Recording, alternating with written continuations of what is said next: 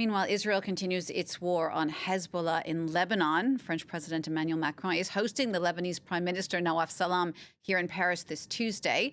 We're going to take a closer look now at the relationship between France and Lebanon with Salah Hijazi, the deputy head of the politics desk at the newspaper L'Orient-Le Jour. Salah, thank you so much for taking the time to speak to us today. Thank you for having me. So France and Lebanon have had close ties for many years. Just the fact that your own newspaper is published in Lebanon in French is a sign of that. Before we get into the politics of today, can you just explain to our viewers who might not be so familiar with the history why France and Lebanon have had such strong ties for so long? There's a lot of cultural, religious, political links between the two countries that date back to the 19th century. France was always perceived, at least for a long time, as the protector of the Lebanese Christians, which were at the core of the creation of this country. Even though since then a lot of things have evolved, France has developed ties with most Lebanese communities. And the Christians are no longer considered like the core of the country. Now there's a national identity that has emerged since then. But these things are very are historical, and they're very solid actually. Up until today, French diplomacy has always been very close and actually very understanding towards the Lebanese positions.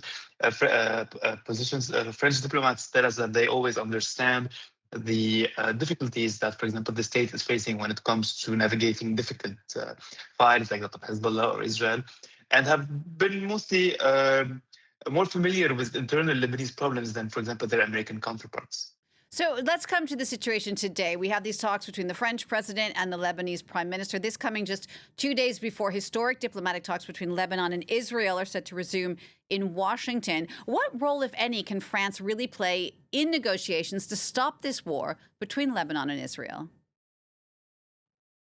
Unlike for example, the negotiations of 2006 to end the July war or those of 2024, it feels like France has been on the sideline, and it feels like this is mostly due to tensions between Paris and Tel Aviv, also Paris and Washington. It does appear that the Israelis are trying really hard to keep the French as far as possible from the negotiations. If you look back, for example, at 2006, the agreement to end 2006 war was basically an American-French agreement where the French represented the Lebanese position and the Americans represented the Israeli position. In 2024, the French role was a little bit less visible or less present, even though they played an important role in the background.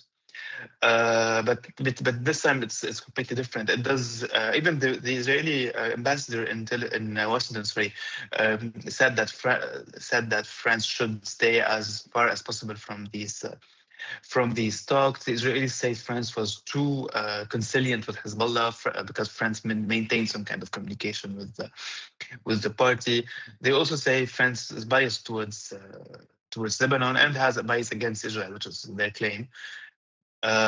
So it does feel like France can play more a role in the background, for example, in supporting the Lebanese army and, like, for example, creating some sort of coalition to support the Lebanese army, funded, armed, which is probably what the main field where France can operate right now.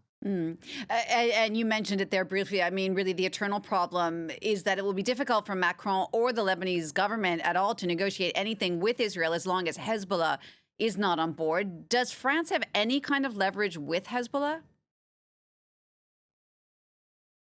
I think that the French bet was to keep communication channels open with Hezbollah in order to be able to influence the party or find some kind of negotiation with the party. But this has proved to be challenging because more and more it's clearly appearing that strategic decisions among Hezbollah are taken in Tehran, not in Beirut. And probably any major concession would have to go through Tehran first. Well, what about the wider? Right now it's the. No, continue. You go ahead. I was just going to say, what about the right wider? Now it's the Americans who are negotiating. What about the wider war then with Iran? You have these regional actors like Pakistan. They're trying to step in to be key moderators with these talks, for example, between the U.S. and Iran that are planned for today. Does that mean that France is out of the picture, or does it still have a role to play there? I think that the French role will always be a supportive role to the Lebanese, and in order of, for example, to boost the legitimacy of the army, to boost the legitimacy of the state.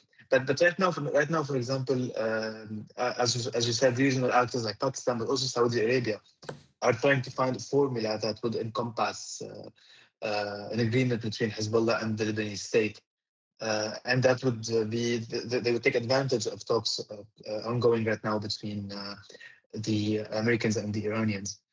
So yes, I think that up until now we have not seen a first role for the French in resolving the current crisis. Even though at the beginning of the war, it was President Macron who formulated a solid proposal for the escalation in Lebanon. Basically, he proposed that the French proposal was centered around the deployment of the Lebanese army in the southern suburb of Beirut in order to dissuade Israel from hitting targets there, and basically proclaiming the area as demilitarized. But it didn't go far because the Israelis directly rejected it. Salah, thanks for taking the time to speak to us. Salah Hijazi, the deputy head of the politics desk at the newspaper L'Orient-Le Jour. Thank you.